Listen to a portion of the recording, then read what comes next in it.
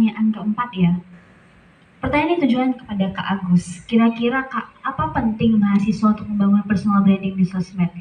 Dan kira-kira ada tambahan pertanyaan lagi nih, gimana sih menghadapi lingkungan positif yang ternyata dalamnya toksik? Karena banyak toxic yang ada, mungkin toxic positivity ataupun toxic yang memang merendahkan orang lain, toxic negativity. Jadi gimana sih cara kita untuk overcome itu? Oke. Nah, jadi tadi yang pertama adalah yang saya akan bahas dulu toxic relation tadi lah, ya, di lingkungan gitu. Jangan buang waktu kita ke situ deh. Jangan buang waktu kita ke hal-hal yang punya dampak buruk di kita. Aduh, sayang kali. Sesuai dengan tagline Duta Muda, muda tuh cuma sekali.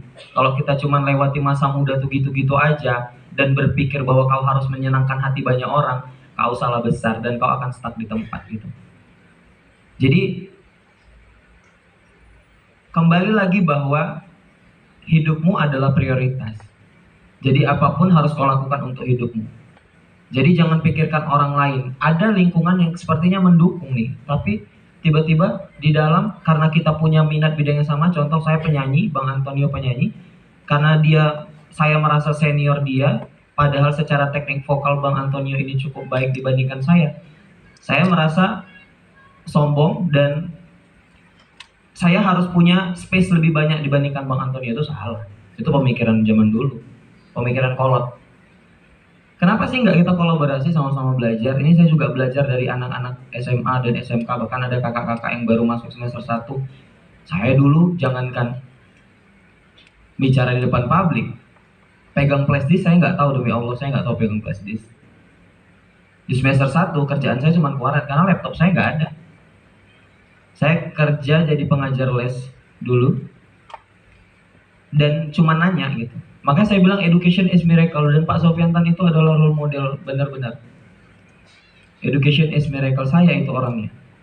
Yang orang di lingkungan itu, oh pagi-pagi saya berangkat sama ibu nyuci dan saya berangkat ke kampus. Banyak di situ orang-orang kita Batak di lingkungan kami, karena suku Batak ini salah satu suku yang optimis. Hamorawan, Hagabeon, Hasangapon. Jadi pendidikan adalah salah satu kekuatan bagi mereka. Jadi nggak heran, apapun pekerjaannya, mereka akan lakukan untuk pendidikan anak. Sekolahnya harus tinggi, nggak apa-apa cari nasi babi, nggak apa-apa kutip butut. Tapi kan kita cuma melihat yang itu, kita nggak melihat Batak-Batak yang sukses. Tapi dari situ kita bisa belajar bahwa kita bisa survive untuk hidup kita. Gitu. Apapun keadaannya jangan malu. Ingat falsafah orang Batak. Walaupun kita adalah orang lintas agama dan lintas suku. Saya orang Jawa dan Melayu. Ada Hindi dari bapak sedikit, dari kakek India. Jadi saya merasa bahwa falsafah hidup orang Batak itu yang harus saya pakai untuk survive dan bertahan di dunia pendidikan. Hamorawan, Hagabeon, Hasangapon. Keturunan, kekayaan, dan pendidikan. Itu salah satu yang masuk ke dalam concern itu. Dan kita harus punya itu. Terus tadi apakah yang pertama? Yang pertama, penting nggak sih buat mahasiswa untuk bangun personal branding di sosial media? Sangat penting. Di era digitalisasi hidup kita sekarang sudah itu.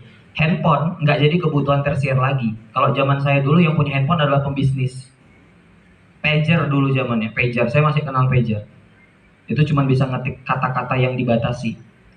Penting nggak membangun personal branding dari sosial media? Sosial media adalah platform kamu untuk menunjukkan siapa kamu.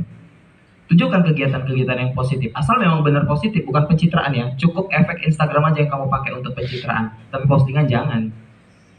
Kalau nggak bermakeup, tiba-tiba mau buat video campaign tentang Satya Tera Bhinneka. Boleh pakai efek, boleh. Tapi kalau di sosial media, bangunlah social branding yang memang benar-benar menggambarkan siapa kamu. Dan kamu bisa menginspirasi orang lain. Gak usah fake.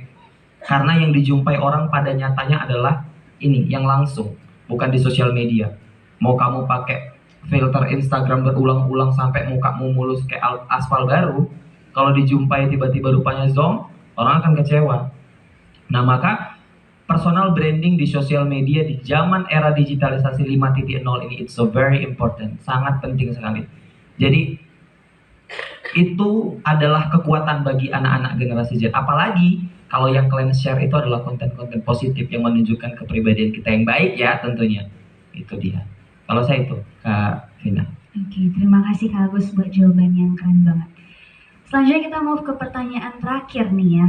Pertanyaan yang akan menutup sesi tanya jawab kita pada hari ini sekaligus akan